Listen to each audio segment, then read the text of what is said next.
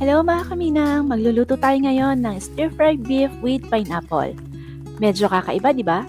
Pero yung gusto ko matutunan nyo dito ay kung paano maging soft, tender, and juicy ang inyong mga beef. Kaya samahan mo na ako sa aking pagluluto. Welcome to Minang's Kitchen! Kailangan nating hiwain ng maninipis yung karne ng baka, katulad ng nakikita nyo dyan sa video. Tapos maglalagay na tayo ng ating pambabad or pang-marinate natin dito sa ating karne. So maglalagay tayo ng soy sauce, oyster sauce, kaunting asin, pamintang durog, sesame oil, cornstarch, at yung ating baking soda. Haluin natin na maigi at ibababad natin yan for 30 minutes. At habang nag-aantay tayo dyan, gagawin na natin yung ating sauce. Pagsasama-samahin na natin siya sa isang bowl para mamaya ibubuhos na lang natin. So, gagamit tayo dito ng pineapple na nakalata or nakapouch. So, ito yung kanyang pineapple syrup. Pagkatapos, lagyan natin ng soy sauce, oyster sauce, konting asukal, konting tubig, asin, at cornstarch. Haluin lang natin yan na maigi hanggang mag-blend na lahat yung mga inilagay natin. Pwede rin nga pala kayo gumamit dito ng fresh pineapples.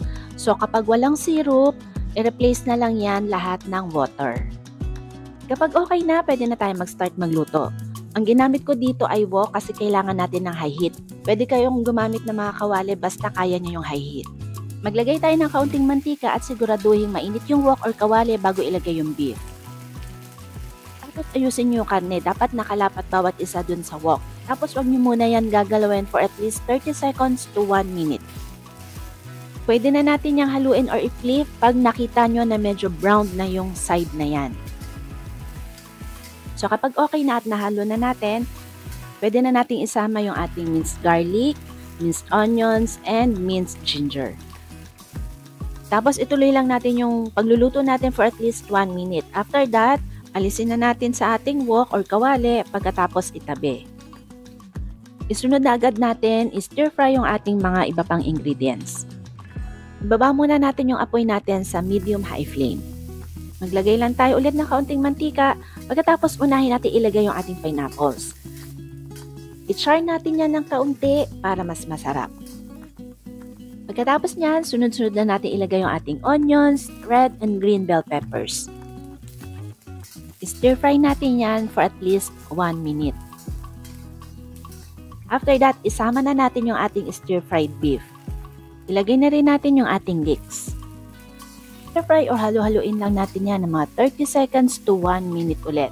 Pagkatapos, ilagay na natin yung ating ginawang sauce kanina.